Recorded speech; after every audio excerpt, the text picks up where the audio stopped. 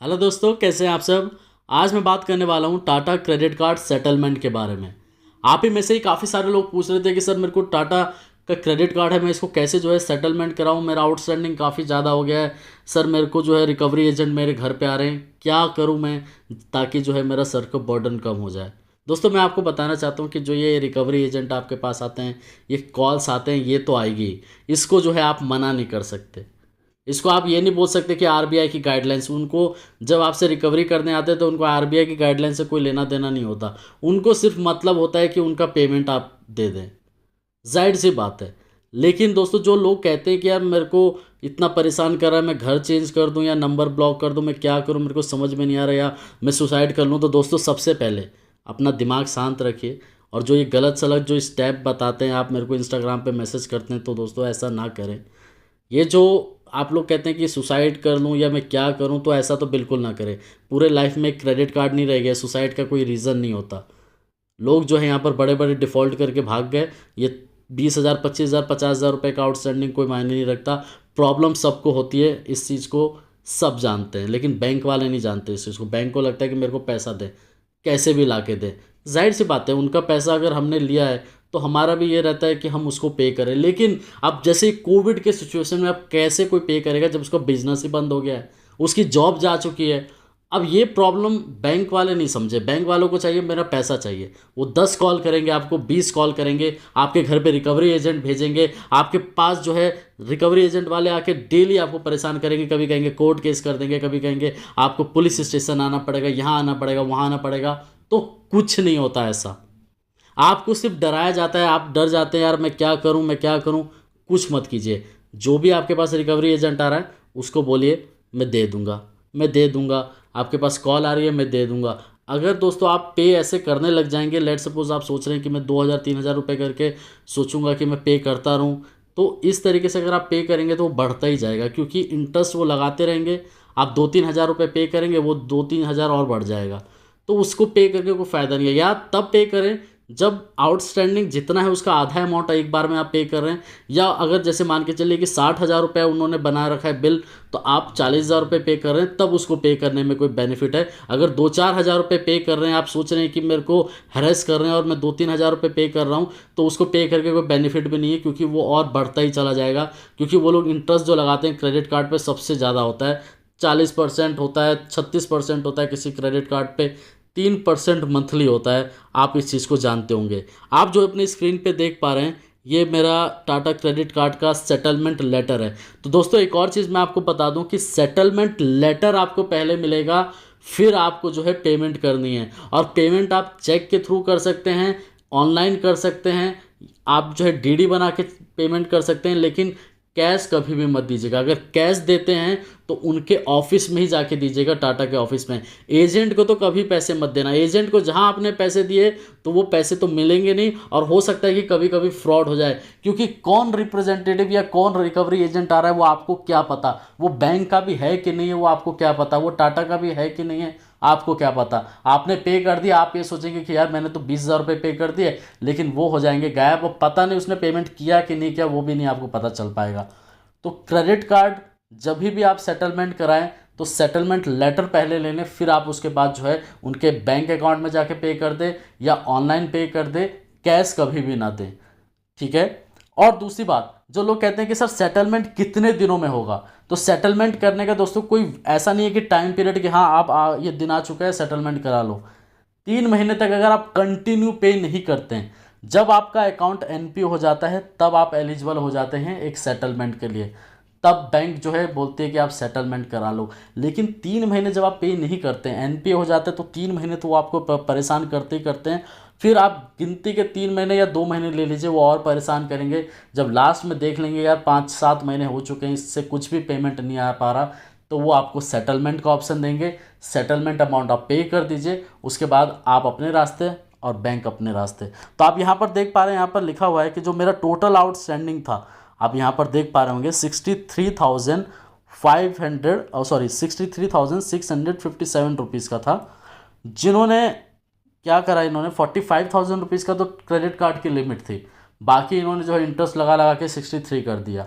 63 कर देने के बाद उन्होंने बोला कि सर आप 22,000 रुपये में हम एग्री हैं। आप यहाँ पर देख पा रहे हैं, we agree to settle the amount of 22,000 rupees as a full and final settlement of dues against your credit card account.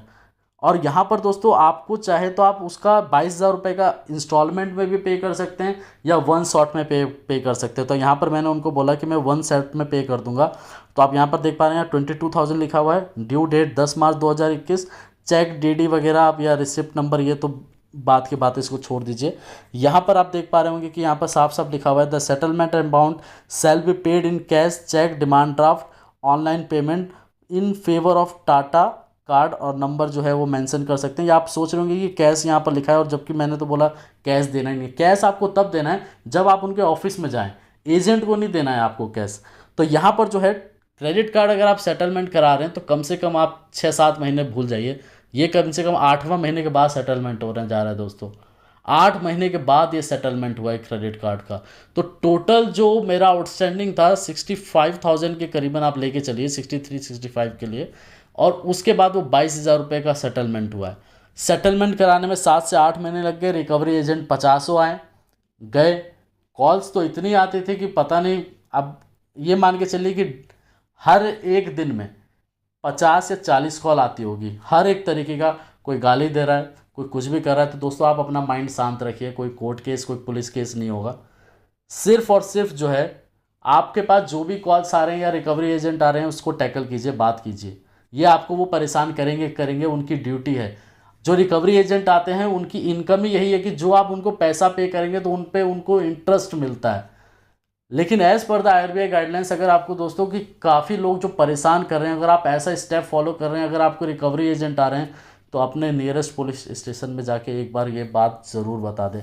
अपने मन के अंदर बात रखोगे दोस्तों तो बहुत ही ज़्यादा तकलीफ होगी।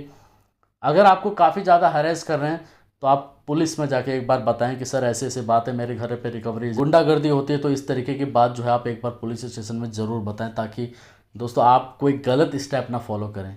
और टेंशन फ्री रहो यार, एक ही क्रेडिट कार्ड नहीं है पूरे लाइफ में मरने के लिए। काफ़ी लोग जो कहते हैं मैं सुसाइड कर लूँगा, इंस्टाग्राम पे मेरे को ऐसे मैसेज करते हैं कि मैं खुद डर जाता हूँ। मैं बोलता हूँ भाई ऐसा कुछ मत कर लेना, क्रेडिट कार्ड ही है, पूरे लाइफ में एक क्रेडिट कार्ड ही नहीं ले रह गया जो सुसाइड करने का कोई रीज़न बनता हो।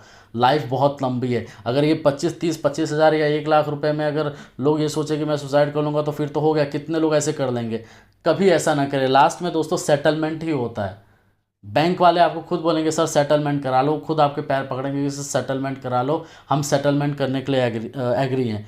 और उसके बाद दोस्तों यहाँ पर एक और पॉइंट आपको देखना है, जब आपका सिबिल ख़राब हो जाता है, क्योंकि यहाँ पर सिर्फ आपका जो है सिबिल ही ख़राब होता है, इसके अलावा और कुछ भी नहीं होता। सिबिल लास्ट में आपका ख़राब कर दिया जाएगा, लोन आपको मिलेगा नहीं। तो उस केस में आपको क्या करना है कि आप गोल्ड लोन ले लें। गोल्ड लोन लेने के बाद अपना सिबिल जो है धीरे धीरे करके इम्प्रूव हो जाएगा। लेकिन अगर फ्यूचर में आपके पास पैसे आ जाते हैं और आप ईमानदार हैं कि यार आपको लग रहा है कि मेरे को इसका पैसा नहीं मारना चाहिए था, क्योंकि बुरे वक्त में मैंने इसके काफ़ी सारे कार्ड यूज़ करें, तो उस केस में यहाँ पर आप देख सकते हैं क्या लिखा हुआ है, it may be further note in case you wish to clear the settle and post write off settle status from the credit bureau, please call on helpline number. ये आपको जो नंबर दिया हुआ है दोस्तों, कभी भी जब फ्यूचर में आपके पास पैसे आ जाते हैं और आपको लगता है कि मैं टाटा क्रेडिट कार्ड का पेमेंट कर सकता हूँ अब, ताकि आप इसको पेमेंट कर पाएँ, और जो आपके सिविल पे नेगेटिव एंट्री है सेटल्ड की और पोस्ट राइट ऑफ सेटल की जो एंट्री आ जाती है, आप उसको रिमूव कर पाएँ, तो ये भी आप कर सकते हैं। फ्यूचर में अगर आपके पास लगता है कि हाँ मेरे पास पैसे आ चुके हैं और आपका सिविल स्कोर जो है वो कम हो गया है या बहुत ही ज़्यादा कम हो गया है, तो आप इसका पेमेंट करके, जो आप जैसे लेट सपोज ये मेरा 63 जहाँ पर पे करना था वहाँ पर मैं 22 पे कर रहा हूँ, तो बाकी का जो रिमेनिंग है उसको पे करके जो है मैं सिविल में नेगेटिव एंट्री जो है वो हटा सकता हूँ। तो दोस्तों आपको टेंशन नहीं लेना, लास्ट में सिर्फ आपको सेटलमेंट होता है और सेटलमेंट अमाउंट पे करके आप टेंशन फ्री हो जाते हैं। और जो बैंक वाले होते हैं फिर वो आपको जो है आपको परेशान करना बंद कर देते हैं। लेकिन एक बात है, आपको सेटलमेंट लेटर लेना बहुत ज़रूरी है। जो आप यहाँ पर देख पा रहे हैं ये सेटलमेंट लेटर, कल के डेट में अगर टाटा ये बोलते कि आपने जो है पेमेंट तो की नहीं है, तो आप यहाँ पर ये दिखा सकते हैं कि ये देखो आपने ही मेरे को सेटलमेंट लेटर दिया है 22,000 रुपये का, और मैं वो 22,000 रुपये पे कर चुका हूँ, मेरे पास सब कुछ है। क्योंकि काफ़ी बार देखा गया है कि पेमेंट कर देने के बाद, सेटलमेंट लेटर मिल जाने के बाद भी बैंक एक तरीके से आपके ऊपर जाल फेंकती है कि चलो कुछ और पैसे शायद से निकल सके। तो वो आपको बार बार मैसेज या कॉल करती रहती है कि सर आपको थोड़ा और पैसे आप पे कर दीजिए, या सेटलमेंट अमाउंट जो है वो आपने पे नहीं किया। तो ऐसे फेंकती रहती है कि हाँ आपसे कुछ और पैसे निकलवा सके। तो ऐसा बिल्कुल ना करें, लास्ट में सिविल सिर्फ ख़राब होता है, उसके अलावा और कुछ नहीं। ठीक है दोस्तों, धन्यवाद।